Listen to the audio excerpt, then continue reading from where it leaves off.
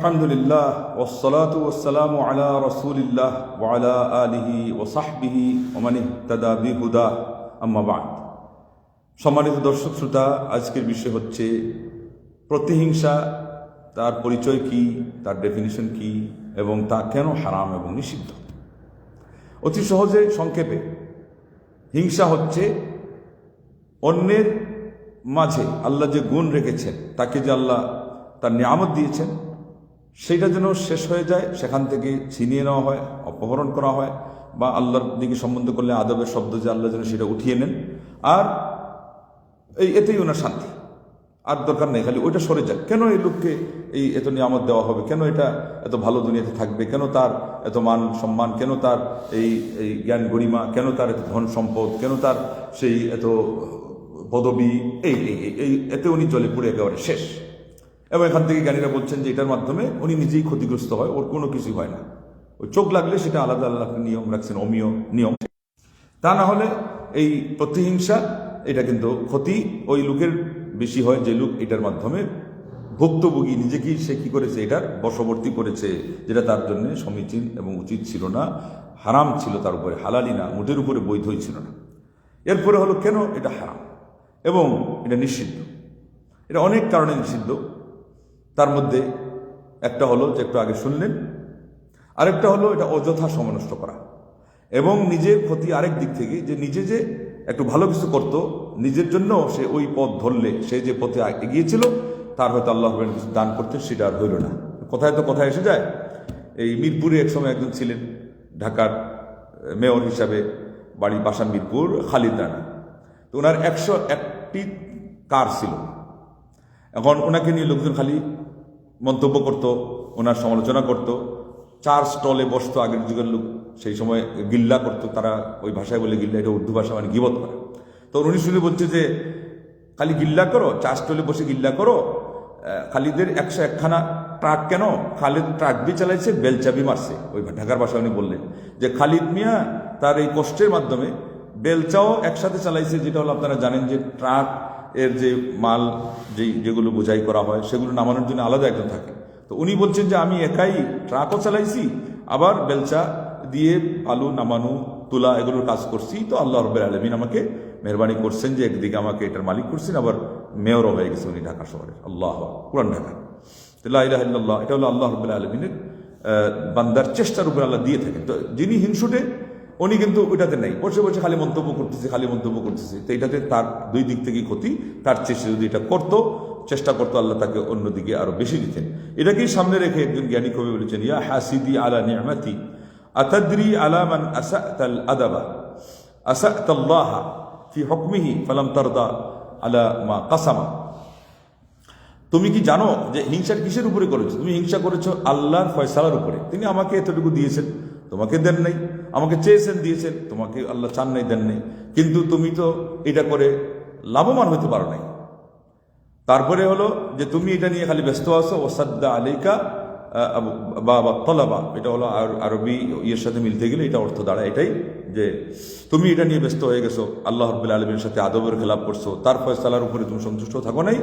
যদি সন্তুষ্ট থাকতা, কবি বলার উদ্দেশ্য হলো, আর তুমি ওই পথে চেষ্টা করতা, তাহলে আল্লাহ রাব্বুল আলামিন তোমাকেও সেটা দিতেন। আর ওইটাকে বলা হয় বাংলায় ঈর্ষা।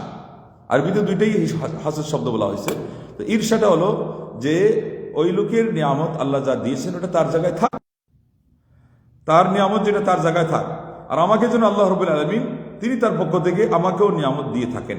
তো আল্লাহ রাব্বুল আলামিনের কাছে তো কোনো জিনিসের কমি নাই। সে যদি চাইতো ঠিক মতো আল্লাহর কাছে আদব রক্ষা হইতো এবং ওই লোকের সাথে তার হিংসা করাটা হইতো না, এবং মহান রাব্বুল আলামিন তাকে কি করতেন, মহান রাব্বুল আলামিন তাকে ঢের সম্পদ দিতেন, তার নিয়ামত দিয়ে তাকে ভরপুর করতেন। কিন্তু সে কি করলো না, এটাকে সে মেনে নিল না।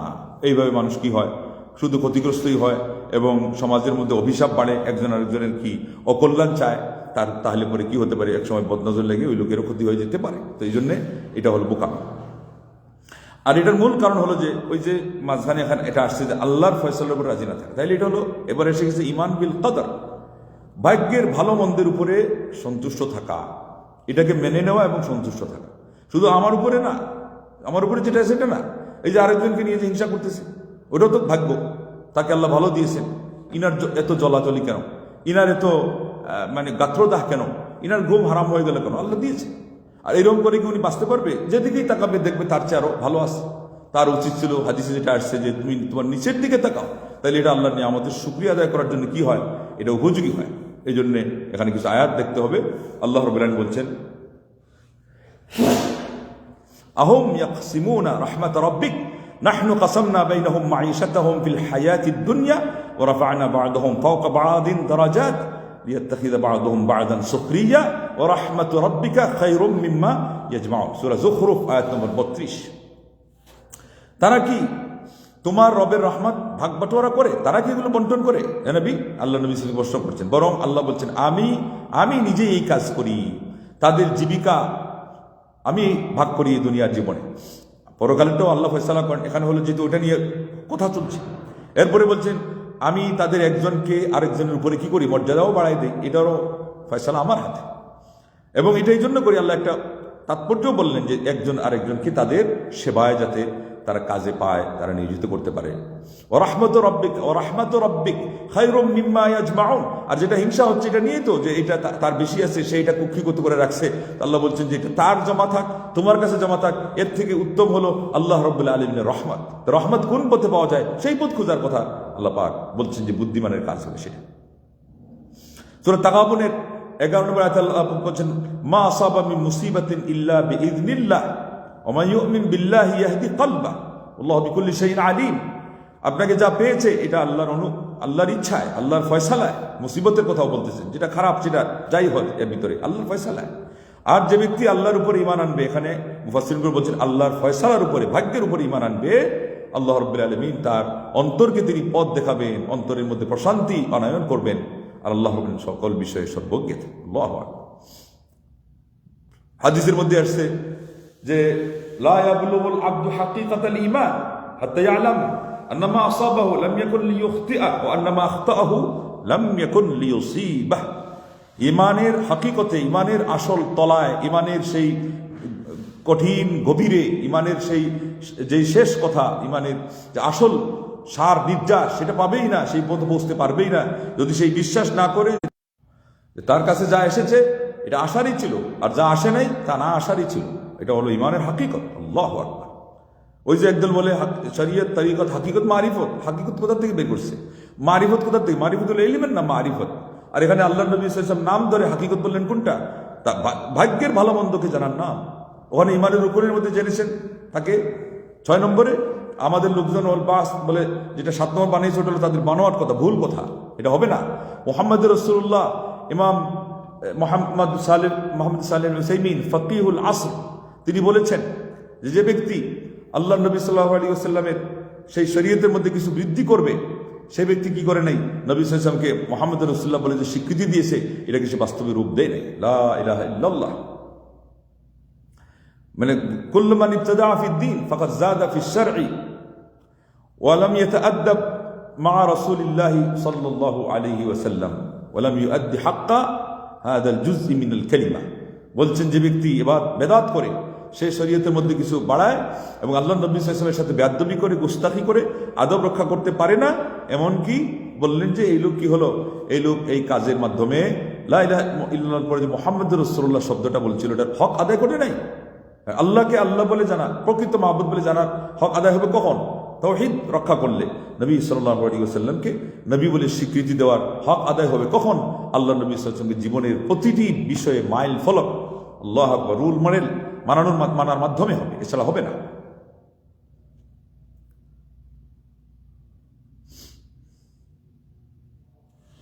তাহলে আসুন আমরা এখন আরেকটা হাদিস নেই। আল্লাহ নবী সাল্লাল্লাহু আলাইহি ওয়াসাল্লামকে সাহাবারা জিজ্ঞাসা করলেন কোন মানুষটি উত্তম?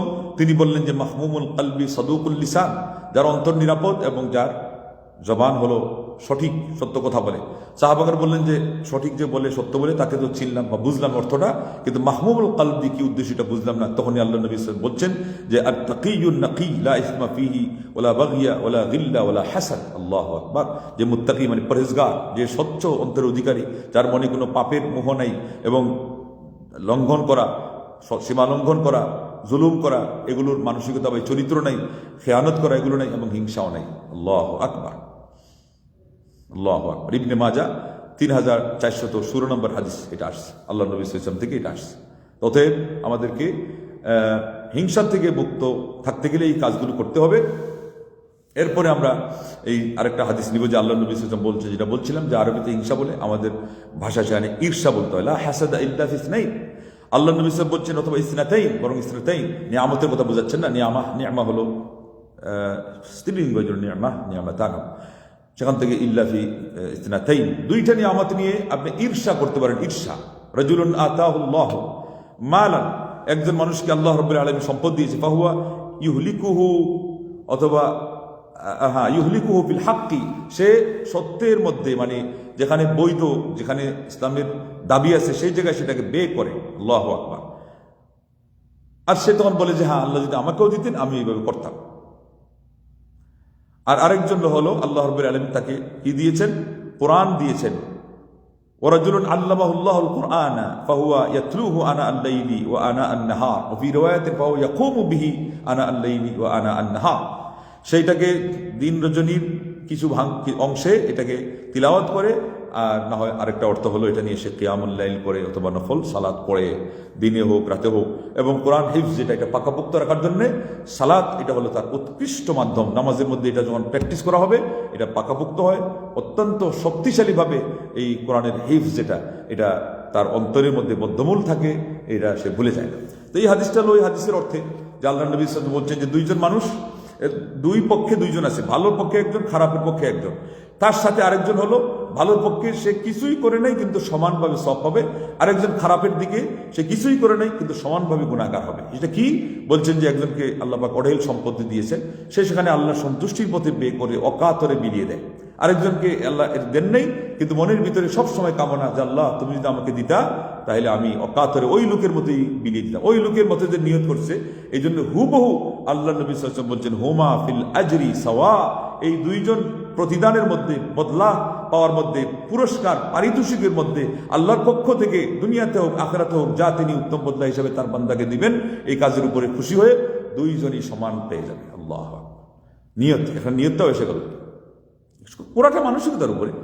চরিত্র খারাপ হলে, স্বভাব খারাপ থাকলে তো হিংসা আসে না। তো মানসিকতা উন্নত হলে, অন্তর স্বচ্ছ হলে, হৃদয়ের তন্ত্রীতে আল্লাহর জন্য ভক্তি শ্রদ্ধা থাকলে, আল্লাহর ফয়সালার উপরে সম্মানবোধ থাকলে সে টু শব্দ করে না, মনের এদিক সেদিকও উপযোগী সে নিয়ে যায় না। মন যেতে চাইলেও সে যেতে দেয় না। এটার নাম হলো ইমানদারি। এটার নাম হলো শুধু ইমানদারি না, যারা সৎ স্বভাবের মানুষ, যারা উচ্চ বংশীয় মানুষ, তার যদি সে চায় যে সাব্যস্ত হতে যে সে অভিজাত শ্রেণীর মানুষ, তাইলে পরে তাকে এই চরিত্রবান হতে হবে। আল্লাহর দ্বীনের জ্ঞানী ব্যক্তিরা বলছেন মা খালা জাসাদুন মিন হাসাদিন ইল্লা আন্নাল কারীমা ইউখফি ইল্লা আন্নাল কারীমা ইউখফি ওয়াল লাঈমা ইউবদি। জাসাদ যেখানে আছে হাসিদ সেখানে আছে। ওই জিমের ওখানে নোক্তার কারণে জাসাদ শরীর হয়ে গেছে, আর নোক্তা উঠে গেলে হাসাদ হিংসাতে এসে গেছে। তার মানে শরীরের পিঞ্জর, মানুষ মাত্রই হিংসা, এটা তার সৃষ্টিগতভাবে ওখানে বোঝা গেল, এঁটে দেওয়া আছে। এইভাবে অনেক অসৎ স্বভাব, খুব লোভ লালসা, তারপরে পাপের যে মুহ, খাহিসাতে নফসানি, এটা আল্লাহ বলছেন। আল্লাহ রাব্বুল আলামিন পাপটা অন্তরে ঢেলে দিয়েছেন, কিন্তু তাকওয়াও ঢেলে দিয়েছেন। এই জন্য দোষারোপ করা যাবে না আল্লাহকে, নাউযুবিল্লাহ, দোষটা নিজেদের মধ্যে। কারণ আল্লাহ এরপরে বলছেন কাদ আফলাহা মান যাক্কাহা ওয়া কাদ খাবা মান দাসসাহা, দায়িত্ব দেওয়া আছে যেহেতু অন্তরকে শুদ্ধ করার। তাই বললেন যে ব্যক্তি এটাকে পরিশুদ্ধ করলো সে অবশ্যই সফল হয়ে গেল, আর যেটাকে কলুষিত রাখলো সে ব্যক্তি বিফল হলো, সে ব্যক্তি নিষ্ফল হলো, সে ব্যক্তি তার শ্রমকে বৃথা যেতে দিল, সে ব্যক্তি তার শ্রমকে পণ্ডশ্রমে পরিণত করলো, সে তার জীবনকে শেষ করে দিল, নাশ করে দিল, সর্বনাশে সে নিজেকে সে ক্ষতিগ্রস্ত এর মধ্যে ঢেলে দিল। লা ইলাহা ইল্লাল্লাহ, আল্লাহু আকবার। তাইলে এখানে আপনাকে সাধনা করতে হবে। সেই সাধনায় আপনি পরাঙ্গম তা দেখান নাই, সেই সাধনায় আপনি প্রবৃত্তই হন নাই, খালি ওই দেখতেছেন অমুকের এটা তমুকের সেটা, এই করে করে তো আপনি ক্ষতিগ্রস্ত হয়েছেন। তো এই হাদিসটা বুখারী শরীফে আসছে, যেটা বললাম যে দুই বস্তু ছাড়া হিংসা আর কোনো জায়েজ নাই, 5026 সিরিয়ালে। আর ওই যে দুইজন সওয়াবের সমান পাপের সমান, ওটা সুনানের কিতাবে আসছে, কিন্তু সনদ সহিহ। আর এর বিপরীতে দাব্বা ইলাইকুম দাউল উমাম আল হাসাদ ওয়াল বাগদা, তোমাদের মাঝে অন্যান্য জাতির রোগ ছড়িয়ে গেছে, হিংসা বিদ্বেষ, এই হাদিস সহিহ নাই।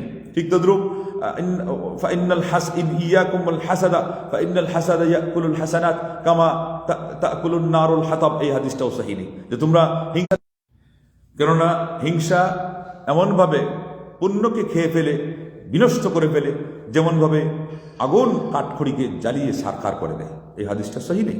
অতএব এই যে অর্থ যেটা যে আমল নষ্ট হয়ে যাও, এটাও কিন্তু সঠিক নয়।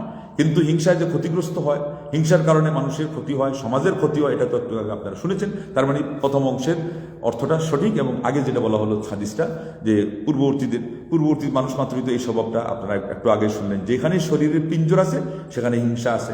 শরীর তো বাবা আদম থেকে নিয়ে সবার মধ্যে ছিল তার সন্তানদের। অতএব এটার হাদিসের অর্থ সঠিক, কিন্তু এই হাদিসটা সঠিক নয় হিসাবে এটা দিয়ে দলিল গ্রহণ করা যাবে না। এই হলো আমাদের ইসলাম, এটা হলো ইসলামের আমাদের আদর্শ। কথা বলতে গেলে নিশ্চিত হওয়া লাগবে, তার ব্যাখ্যা সঠিক জানা লাগবে, এবং হাদিস সম্পর্কে তার শুদ্ধি সম্পর্কে আপনাকে একটু ঘাম ঝরিয়ে, আপনাকে একটু পরিশ্রম করে, একটু ওয়ারাক গর্দানির মাধ্যমে আলিমুল আমাদের যে শ্রম তারা রেখে গেছেন, সাধনা সেই নির্যাস রেখে গেছেন, সেগুলো আপনাকে উদ্ধার করতে হবে। তারপরে জাতির সামনে আসতে হবে। এছাড়া আপনি আসবেন, রেসপন্সিবিলিটি আপনার ঘাড়ে। কাল কিয়ামতের দিন আপনি কিভাবে জবাব দিবেন? আল্লাহ নবী সাল্লাল্লাহু আলাইহি ওয়াসাল্লাম বলছেন, যে ব্যক্তি এমন হাদিস বলবে যার সম্পর্কে আর সামান্যতম ধারণা আছে যে এটা মিথ্যা হতে পারে, ফাহুয়া আহাদুল কাযিবাইনি আউল কাযিবিনা, তাহলে সেই দুই মিথ্যুকের একজন, অথবা সে একাধিক একেবারে মিথ্যুকদের যে গোষ্ঠী তাদের একজন। দুই মিথ্যুক বলতে সে আর তার উস্তাদ, যার কাছ থেকে হাদিস সরাসরি শুনেছে, আর না হলে মিথ্যুক বলতে পরম্পরার উপর থেকে যারা এগুলো বলতেছে সবাইকে আল্লাহ নবী সাল্লাল্লাহু মিথ্যুক নামে আখ্যা দিয়েছেন, তাকেও মিথ্যুক নামে আল্লাহ নবী সাল্লাল্লাহু আলাইহি ওয়াসাল্লাম চিহ্নিত করেছেন। অতএব বিজ্ঞান নবী সাল্লাল্লাহু হাদিস বলার সময় সাবধান থাকতে হবে। অতএব আসলে সর্বশেষ কথা যেটা আমাদের, যে আমরা এটা একটু আগে যেটা শুনলাম, যে হিংসা, এই হিংসা, প্রতিহিংসা, এটা রাজনীতিতে আজকাল খুব বেশি চলতেছে, এবং এটা করতে করতে গিয়ে একদল দালালি করে যারা রাজনীতির অঙ্গনে, এই দালালি করতে করতে একবার এসে বলতেছে যে আজান আর সালাম এই শব্দ যারা বলে এরা হলো সন্ত্রাসী, তারপরে বলে যে কোরআন একটা ভাউতাবাজি, আরেকজন বলে যে এখনকার লড়াই চলতেছে ধর্মীয় ফেসিবাদের বিরুদ্ধে লড়াই, আউযুবিল্লাহ, বলছে যে আরব অঞ্চলের ইসলাম চলবে না। চলবে কোনটা? পারস্যের ওটা তো হলো ওই যে ইয়েদের সাথে মিল, ইহুদিদের সাথে মিল, নামে শিয়া রাফিজি। তাইলে এরা কারা? এরা হলো মানে এমন যে এদের ধ্বজভঙ্গ বলতে হবে, এদের কোনো ধর্মই নেই, এরা হলো বহুত্ববাদী বিশ্বাসী, এদের মানে দেবতায় বিশ্বাসী হিন্দুদের মতো করে, এবং এদের কাছে হলো সকল ধর্মই হলো ওই যে আপনার বৈষ্ণব কবি চণ্ডীদাস বলেছিল, শুনো হে মানব ভাই, সবার উপরে মানব সত্য, তার উপরে নাই, এই জন্য একটা নামই দিয়ে দিচ্ছে মানব ধর্ম। এবং নজরুল জয়ন্তী, রবি ঠাকুরের জন্ম তারিখে মৃত্যু তারিখে তারা বলে যে এই দুইজনই নাকি আর মানব ধর্মে বিশ্বাসী ছিলেন। মানব ধর্ম এটা হলো আরেকটা নাস্তিক্যবাদ, এটা হলো সম্পূর্ণভাবে ধর্ম থেকে মানুষকে অপসারিত করা, ধর্মের একেবারে পোশাক থেকে পর্যন্ত মানুষকে উন্মুক্ত করা, বিবস্ত্র করে ফেলা, একেবারে ধর্মহীন থেকে হীন বানিয়ে ধর্মের সাথে বিদ্বেষ পোষণ করা শিখা, শত্রুতা পোষণ করা শিখা, শুধু ধর্মনিরপেক্ষ কত মতবাদ, আর আপনার সমাজতন্ত্রবাদ, আর আপনার সেই কমিউনিজম, আর আপনার এই যে বর্ণবাদ, আর আপনার ভূগোলবাদ, আর আপনার ভাষাবাদ, এগুলোই শুধু বাদ নয়, ইসলামে এটা হলো আর মারাত্মকবাদ। লিবারালি আরবিতে বলা হয় উদারবাদ। এগুলো সব হলো আসলে মূলত ইসলামে বাদ। এগুলো একটাও কি নেই, সঠিক তো না, একটাও ইমানের লেশ মাত্র থাকতে দেয় না, সবগুলো মানুষকে নিয়ে বের হয়ে যায়। তাইলে এই যে ফরহাদ যেটা এই কথা বলেছে আজকে, এটা সহ আরো যারা নাস্তিকবাদের কথা বলতেছে, বিভিন্ন রাজনৈতিক নেতারা আজকাল নানান ধরনের শব্দ বলতেছে, তারা ইসলামিক দলকে কেন্দ্র করে বলুক, সেই দলের মধ্যে কোনো ভুল থাকলে ইসলামিক দলের লোকজন ভুল সময় মতো বলুক, কিন্তু এখন যে তারা নাম ধরে বলবে যে এই জাতীয় লোক মসজিদ ইমামতি করতে পারবে না, তারা খুতবা দিতে পারবে না, এগুলো কোথা থেকে আসছে? এগুলো হলো নাস্তিক্যবাদ থেকে আসছে, ইসলামের বিরুদ্ধে বিদ্বেষ এবং অনীহা থেকে আসছে। এগুলো হলো সারা দেশকে কুফুরির সেই অন্ধকারে ডুবিয়ে দেওয়ার জন্য আসছে, পুরুষ এবং নারীকে একাকার করার জন্য আসছে, যেখানে কোনো সংসার থাকবে না, যেখানে কেউ আপনার সংসার ধরে রাখবে, কেউ মাঠের কাজ ঘাটের কাজ করবে, এগুলো থাকবে না। আরে বাবা, যদি এই কাজই হইতো যে কেউ লিঙ্গ ঠিক রাখবে না, তাহলে পরে সংসারও যেমন হবে না, তোমার আশা তো হয়ে গেছে কোনো কারণে এই প্রজন্মের মধ্যে, আর পরবর্তী প্রজন্ম আল্লাহ নবী সাল্লাল্লাহু আলাইহি ওয়াসাল্লাম বলেছেন যে আমার উম্মতকে নিয়ে আমি অহংকার গৌরব করব, সেটা থাকবে না। এমনকি যদি এরা দুনিয়াতে আসেও, এদেরকে মানুষ হিসাবে তৈরি করার, গড়ে তোলার কোনো পরিবেশ থাকবে না। এটা তো আজকেই আমাদের সেই আদামরা হয়ে আছে, আজকে আমাদের উড়াধুরা সমাজ নিয়ে আমরা আসি। কত সন্তানের হাতে আজকে পিতা হত্যা হচ্ছে, মাতা হত্যা হচ্ছে, আপন ভাই হত্যা হচ্ছে, বোন হত্যা হচ্ছে, তার নিজের বিশ্বস্ত ক্লাসমেট হত্যা হচ্ছে। এগুলোকে দেখে এখন পর্যন্ত টনক নড়ে না, এখন পর্যন্ত হৃৎপিণ্ড প্রকম্পিত হয় না। না এরা আল্লাহকে ভয় করে, না পরকালে বিশ্বাস করে, না এরা দুনিয়ার কিছু পরিণতি সম্পর্কে এরা চিন্তা করে, না এরা কাল কিয়ামতের দিন আল্লাহর কাছে জবাবদেহি তার ফাঁসি কাস্টে ঝুলাকে তারা সামান্যতম তাদের স্মরণে আনে। লা ইলাহা ইল্লাল্লাহ।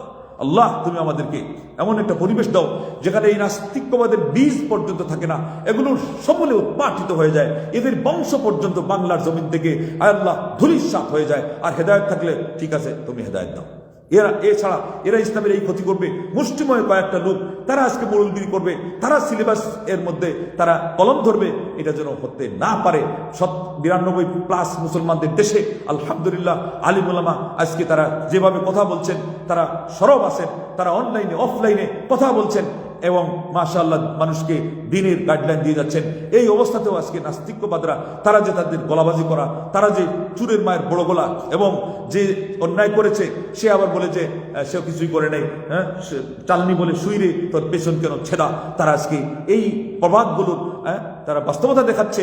আর তারা আজকে সেই মগের মূল্য আমাদের সমাজকে পাচ্ছে, আর অন্যদেরকে বলতেছে তারা যেন উড়ে এসে জুড়ে বসেছে। এটা কি উড়ে এসে জুড়ে বসেছে ইসলাম মুসলমান ইসলামপন্থীরা? না, এটা হলো আল্লাহর তাওহীদের উপরে কালিমার ভিত্তিতে এবং ইসলামের ভিত্তিতে এই পাকিস্তান, পূর্ব পাকিস্তান, পশ্চিম পাকিস্তান দুইটাই আমাদের হাতে আল্লাহ রাব্বুল আলামিন দিয়েছেন। এবং এই আপনার কমিটমেন্ট নিয়ে যারা এই দেশ তারা আজাদ করেছে, স্বাধীন করেছে, ভাষার কেন্দ্র করে হোক, ভৌগোলিকভাবে হোক, তারা এগুলো করেছে। আল্লাহু আকবার।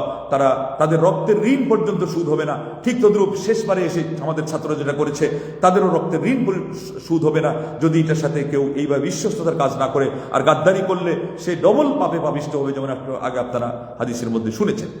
এইভাবে ইসলামের বিধান আছে, অন্যায় যদি ডবল আকার ধারণ করে তাইলে তার খেসারত ডবল ভাবে আপনার পোহাতে হয়, পুণ্যটাও যদি ডবল আকার ধারণ করে। আজকে অত্যন্ত দুঃখের সাথে একটা মাসআলা বলে শেষ করে দিব।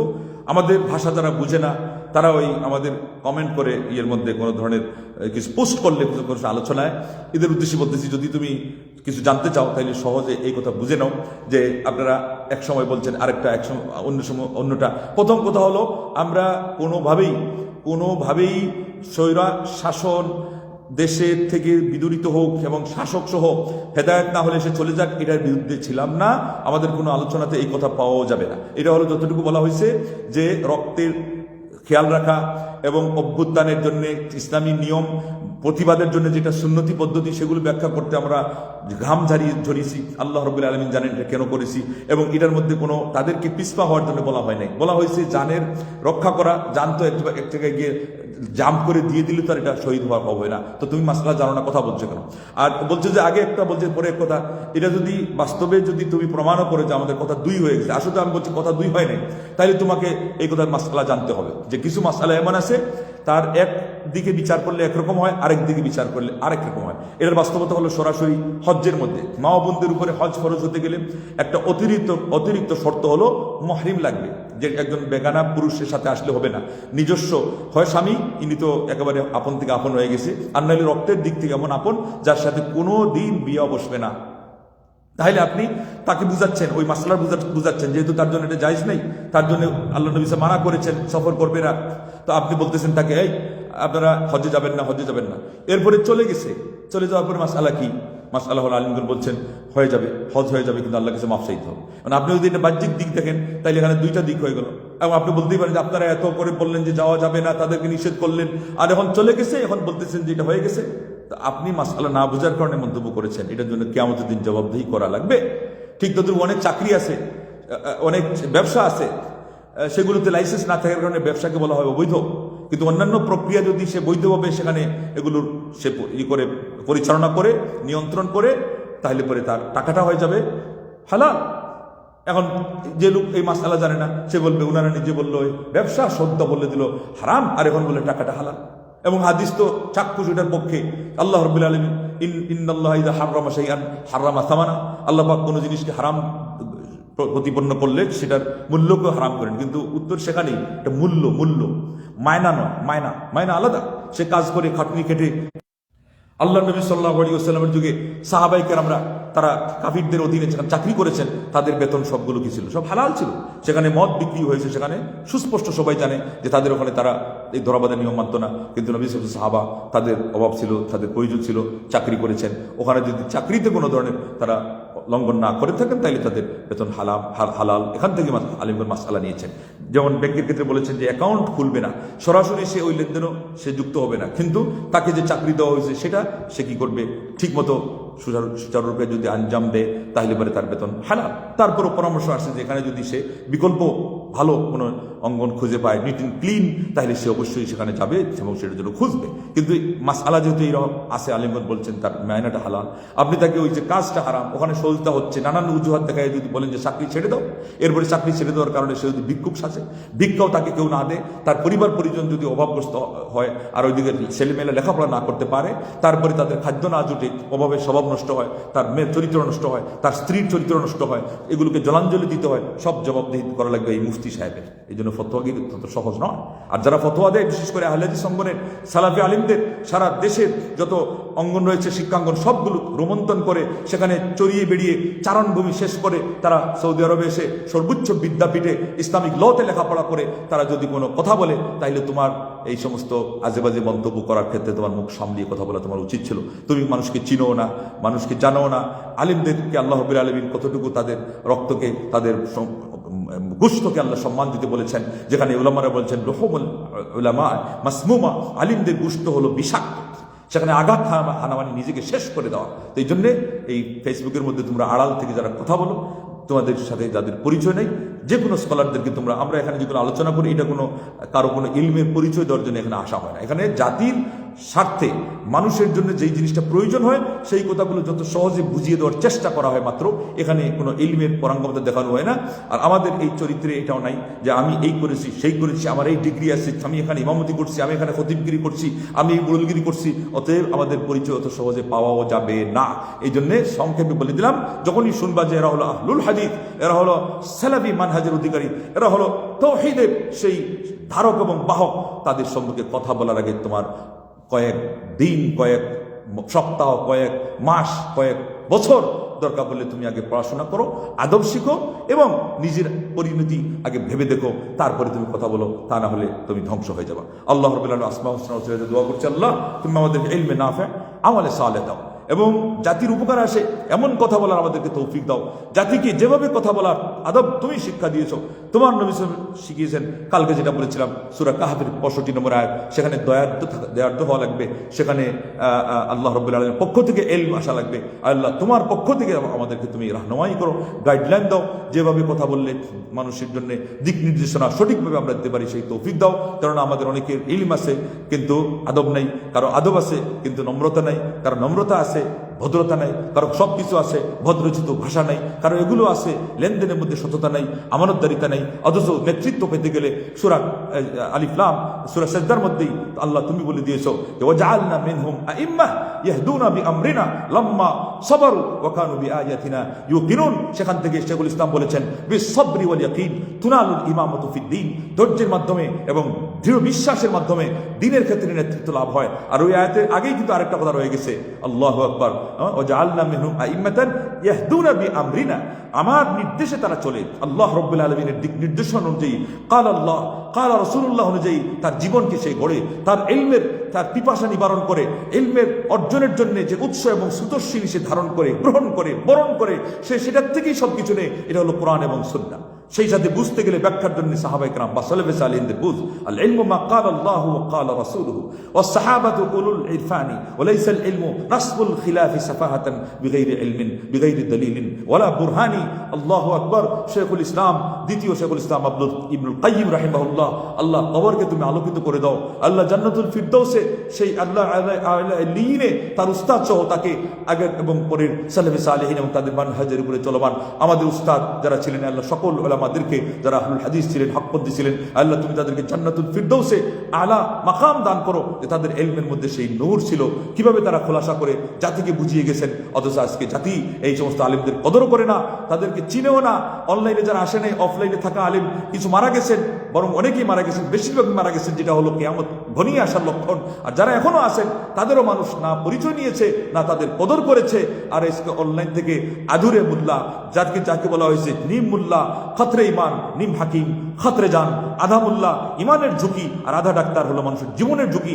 সেখান থেকে কিছু নিয়েই নিজেকে টই টুম্বুর আর লারে লাপ্পা বলে তারা আজকে মেতে উঠেছে এবং জাতিকে তারা এমনি বিভ্রান্ত, জাতির স্বভাবের মধ্যে আজকে সেই অদ্যত্ত উৎকণ্ঠা তাদের মধ্যে রয়েছে, গুস্তাখি তাদের মধ্যে লঙ্ঘন করা, মানামানি নাই, কেউ কাউকে কেয়ার করে না, মা বাপকে চিনে না, উস্তাদ মানে না।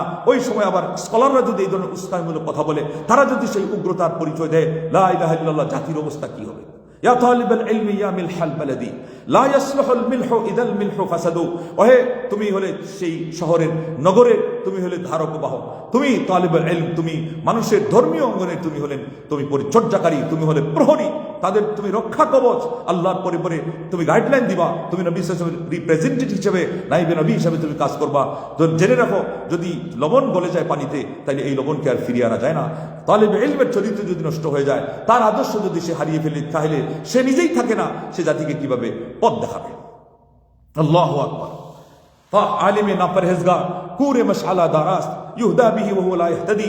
শেখ সাদি বলেছিলেন তার গুলিস্তান মধ্যে, গুলিস্তা বোস্তা আজবদু কিতাব লেখেঙ্গে পড়েঙ্গে বনেঙ্গে নওয়াব। যে কিতাব সম্পর্কে একটা প্রসিদ্ধ কথাই আছে যে গুলিস্তা এবং বুস্তা এটা হলো একটা আশ্চর্যজনক দুইটা গ্রন্থ, এগুলো যারা লিখবে থেকে কিছু পড়াশোনা করবে তারাই নওয়াব বনবে। সেখানে তিনি বলেছেন যে আলিম পরহেজগার না, সে হলো ওই মশাল ধারণকারীর মতো, যে তার আলো দেখে মানুষ পথ চলে, কিন্তু সে নিজে হঠাৎ করে গর্তের মধ্যে পড়ে যায়। তো সেই জন্য স্কলার, সেই জন্য দায়ী হিসাবে তুমি কাজ করবো বাবা। আবার অনলাইনে, এটা হলো অফলাইনের তুলনায় আরো ঝুঁকিপূর্ণ। সারা পৃথিবীতে 1-2 তোমার সব পৌঁছে যাবে। সারা দুনিয়া এখন একটা ভিলেজের মতো, সারা দুনিয়া একটা পুকুরের মতো, তুমি তো এগুলো জানার কথা। তাহলে পরে কথা বলতে গিয়ে সাবধানে বলবা। এই যে জিহ্বা, এটাতে হাড্ডি নাই, এটাতে কোনো কিছুই নাই, কিন্তু এটা হলো সবচেয়ে বড় ধারালু, সবচেয়ে বড় ধারালু। ভালো কথা বলতে গেলেও হাদিস একদিন পুরো একটা আলোচনায় চলে গেছে যে আল্লাহ সন্তুষ্ট হবেন এমন ভাবে যে কিয়ামত পর্যন্ত আল্লাহ আর অসন্তুষ্ট হবেন না। আবার না বুঝে কোনো কথা, গ্লানির কথা, ভ্রান্তির কথা, ভুলের কথা, গালির কথা, ট্যাগ লাগানোর কথা এবং অন্যায়ভাবে কারো উপরে কোনো কিছু চাপিয়ে দেওয়ার কথা বলবে, সে বুঝতেই পারবে না কত অন্যায় করলো, কিয়ামত হয়ে যাবে। এর আগে সে আমলের পাহাড় হয়তো জমাবে। আমার আল্লাহ এগুলোর প্রতি তোয়াক্কাই করবেন না। সেই জায়গাতে গিয়ে তিনি তার অ্যাকশন নিবেন, তার দিকে তাকাবেন না, তার উপর সন্তুষ্টির যে ফয়সালা, তাকে একটু ভালো করে হিসাব নিকাশ সহজ করে দিয়ে জান্নাতে দেওয়া, এর অর্থ হলো সেটাই হবে না। লা ইলাহা ইল্লাল্লাহ। এই জন্যে খুব সাবধান। দাওয়াতি কাজ এটা হলো স্পর্শকাতর। সারা পৃথিবীর মধ্যে সবচেয়ে কঠিন কাজ হলো দাওয়াইল্লাহর কাজ। এটারই একটা বড় সেক্টর হলো স্পর্শকাতর সেক্টর, ফতোয়া। এখানে কথা বলা মানে হলো ফতোয়া। নাস্তিকরা হলো সকল কথাকে, সকল অভিমতকে, সকল সিদ্ধান্তকে তারা পছন্দ করে শুধুমাত্র ফতোয়াকে ছাড়া। নাস্তিকরা হলো সকল ধর্মকে তারা পছন্দ করে শুধু ইসলাম ধর্ম ছাড়া। নাস্তিকরা হলো সব ধর্মের যত বাতিল দেবতা আছে সবগুলোকে তারা স্বীকার করে, শ্রদ্ধা করে, শুধুমাত্র আমার আল্লাহ ছাড়া। নাস্তিকরা অন্যান্য দলের সকল নেতাকে সম্মান করে, শুধুমাত্র ইসলামের একচ্ছত্র নেতা নবী মুহাম্মদুর রাসূলুল্লাহ সাল্লাল্লাহু আলাইহি ওয়াসাল্লাম ছাড়া। অথচ শেখুল ইসলাম, শেখুল হাদিস আল আসর, মুহাদ্দিসুল আসর ইমাম আলবানী বলেছেন, কামা আন্নাহু লা মা'বুদা বিহাক্কিন ইল্লাল্লাহ ফাকাযালিকা লা মাতবুআ বিহাক্কিন ইল্লা রাসূলুল্লাহ। যেমন নাকি আমার আল্লাহ ছাড়া সত্যিকার অর্থে কোনো মাবুদ নেই, কোনো মাবুদের অস্তিত্ব নেই, কোনো মাবুদকে বিশ্বাস করার সামান্যতম জো নেই, অবকাশ নেই, সুযোগ নেই, একটুতম খাতিরের সামান্যতম মিতালি ভাবের সেখানে আপনার সেই ছিদ্র পর্যন্ত নাই। ঠিক তদ্রূপ চূড়ান্ত ইমাম এবং নেতা হিসাবে, রোল মডেল হিসাবে, আইডল হিসাবে, আদর্শ হিসাবে নবী মুহাম্মদুর রাসূলুল্লাহ সাল্লাল্লাহু আলাইহি ওয়াসাল্লাম ছাড়া পৃথিবীতে কোনো ইমাম নেই। এবং এই কথাটা বাস্তবে রূপ দেখারা আহলুল হাদিসরা অথবা সালাফিরা, প্রকৃত আহলুস সুন্নাহরা, মুহাম্মাদিরা, এবং যাদের তরিকা হলো মুহাম্মাদি তরিকা। তুমি তো তরিকাই ছিল না, তোমার এটা সেটা নকশবন্দি, কাদেরি, চিশতি, মুজাদ্দিদি, এরপরে চিশতি, সাবিরি, চরমনাই, সরসিনা, এই তুমি আসতো। এরপরে ফুরফুরা, জৌনপুরি, তারপরে শাজিলি, তিজানি, তুমি আসতো আজকে সুন্নি তরিকার লোকজনের সাথে টেক্কা দিতে। মসজিদের প্রাচীরের সাথে সেই গরুকে যদি আরো একটু উপরে নেওয়া যায়, আর সে যদি মহিষ পরিণত হয় অথবা আরো কিছুতে পরিণত হয়, তার যদি সেই শিং আরো বড় কিছু হয়, সেখানে ঘষতে থাকে, তার শিং ভাঙবে, মসজিদের দেওয়ালে কিছুই হবে না। এই জন্য হকপন্থী আলেমদের ব্যাপারে সাবধান। ইলম যদি শিখতে হয়, আদব শিখো, আলেমদের সন্তান আদব সহকারে নাও এবং মানুষের মূল্যায়ন করতে জানো। ইমাম যাহাবী রাহিমাহুল্লাহ কথা বলে শেষ করে দিচ্ছি, মান লাম ইয়ারিফ কদরা নাফসিহি লাম ইয়ারিফ কদরা গায়রিহি। যে ব্যক্তি তার নিজের অবস্থান জানে না, সে কোথায় আছে, ইলমের কোন অঙ্গনে সে এখনো বিচরণ করছে, কোন স্তরে সে এখন অবস্থান করছে, তার আমলের কি পরিণতি, আল্লাহ পাক এগুলো কবুল করবেন কি করবেন না। আজকে হানাফি ঘরানার শতকরা বড় থেকে বড় স্কলার যারা দাবি করছে আমরা 50 বছর বুখারী পড়াই, যারা মুফতি, এনাদেরকে নাম ধরে বলেন যে আমল কবুল হওয়ার শর্ত কয়টি। একজন তো শেখুত তাফসীরও আছে, ইবনে কাসির নিজেই দুই জায়গায় এটা নিয়ে আলোচনা করেছেন। একটা হলো ওয়াকাদিমনা ইলা মা আমিলু মিন আমালিন ফাজআলনাহু হাবাআন মানসুরা, আরেকটা হলো ফামান কানা ইয়ারজু লিকাআ রাব্বিহ ফালইআমাল আমালান সালিহা ওয়ালা ইউশরিক বিইবাদাতি রাব্বিহ আহাদা। আল্লাহু আকবার। এখানে এই শর্তগুলি নিয়ে আলোচনা করেছে এবং বাকি বিভিন্ন জায়গায় ওহুয়া মুমিন, ওহুয়া মুমিন ঈমানান ওয়া ইহতিসাবান, আয়াত এবং হাদিস বলেছে আরেকটা আছে, এটা হলো মূল, এটা হলো ঈমান থাকতে হবে। ঈমান থাকার শর্তে এরপরে নিয়ত খাঁটি থাকা, তারপরে তরিকা এবং পদ্ধতি, রূপরেখা, আমাদের সুন্নতি নিয়মে হওয়া। আলেমরা এটা করবে তো দূরের কথা, বাংলাদেশের সকল ঘরানার আই ক্যান চ্যালেঞ্জ, দেওবন্দি ঘরানার হোক, জামাতে ইসলামের ঘরানা হোক, এরা হয়তো একটু আমাদের সাথে একটু উঠাবসা করে আমাদের ইউনিভার্সিটিগুলোতে পড়েছে এই জন্য বলতে পারবে, এছাড়া অন্যরা বলতেই পারবে না। যে আরো যে দুইটা শর্ত আছে, এই শর্তটা ফুদাইল ইবনে ইয়াস থেকে উল্লেখ করা হয়েছে, সালফে সালেহরা উল্লেখ করেছেন, আমলে সালেহ ওইটাই যেটা হলো সুন্নাহর সাথে মিলে, আর ইবাদত খালিস হবে, ওয়ালা ইউশরিক বিইবাদাতি আহাদা, এই শিরিক মুক্ত ইবাদত, ওইটাই হবে খাঁটি ইবাদত। কিন্তু এটা হলো একটা নীতিগতভাবে খাঁটি হওয়া। তারপরে আবার আমল করতে গেলে আমলের মধ্যে রিয়াকারী থেকে সেটাকে দূরে রাখা, লা রিয়া ফিহি ওয়ালা সুমআহ। বিশেষ করে যুদ্ধের ক্ষেত্রে সেটা হয়, দানের ক্ষেত্রে সেটা হয়, এবং ইলমের ক্ষেত্রে সেটা হয়। এই জন্য বুখারী শরীফে হাদিসে আসছে এই তিনজন, এই তিনটা জায়গায় যেহেতু খুবই জরুরি, তিনজন যদি এটাকে সুখ্যাতিপূর্ণ হবে আমলে না আনতে পারে, বাস্তবায়ন না করতে পারে, তাইলে আউয়ালু মান তুসাআরু বিহি মিন নার ইয়াউমাল কিয়ামাহ, এই তিনজন লা ইলাহা ইল্লাল্লাহ। এগুলোর ব্যাখ্যা এই যে বললাম যে শর্ত সাপেক্ষে এইভাবে মিলে আপনাদের সামনে একটা আলোচনা পেশ করব। সারা দেশে কোটি কোটি আলোচনা, ওয়াজ করে কোটি কোটি টাকা ইনকাম, কামাই, আমদানি রপ্তানি হচ্ছে। ইলমের ক্ষেত্রে আপনাদেরকে গোড়ার কথাগুলো কয়জনই দিতে পারছে? আলেম চিনবেন? আলেম চিনবেন এইভাবে? আলেম চিনার মাপকাঠি নেন, নিক্তি নেন। আল্লাহর আসমা হোসেন রাসূলের দোয়া করছি, আজ আর নয়, লম্বা হয়ে গেছে। আল্লাহ তুমি আমাদেরকে ইলমে নাফি আমলে সালেহ দান করো, আমাদেরকে তোমার দিনের দায়ী হিসেবে কবুল করো, আমরা দায়ী আল্লাহ হতে পারি, এবং জিহাদের প্রসঙ্গ যখন তৈরি হবে আমরা মুজাহিদ ফি সাবিলিল্লাহ হতে পারি। আমাদেরকে উপহার দেয় আমরা নাকি দেশের জন্য, দেশের জন্য, ইসলামের জন্য কোনো কিছু করি না।